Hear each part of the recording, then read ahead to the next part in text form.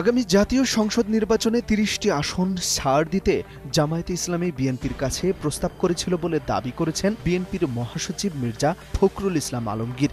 সেই প্রস্তাবে সম্মত না হওয়ায় জামায়াত এখন পিআর বা আনুপাতিক প্রতিনিধিত্ব পদ্ধতিতে নির্বাচনের দাবি তুলে বিএনপির উপর চাপ সৃষ্টির চেষ্টা করছে বলেও দাবি করেন তিনি।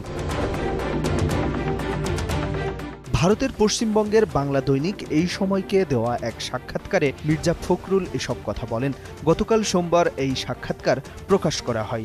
জামায়াত ৫০টি আসন চেয়েছে কিনা ওই সাক্ষাৎকারে প্রশ্ন করা হলে বিএনপি মহাসচিব বলেন ৩০টি চেয়েছে, আমরা উৎসাহ দেখাইনি, অনেক কম একটি সংখ্যার কথা বলেছি যা তাদের মনোপুত হয়নি। পত্রিকাটির সাংবাদিক অনুমিত্র চট্টোপাধ্যায় এই সাক্ষাৎকার নেন।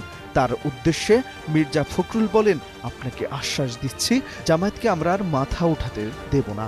তারা যত বড় না শক্তি, আমরা অকারণে তার চেয়ে বেশি গুরুত্ব দিয়েছি। পিআর-টিআর সবই বিএনপির উপরে চাপ সৃষ্টির কৌশল।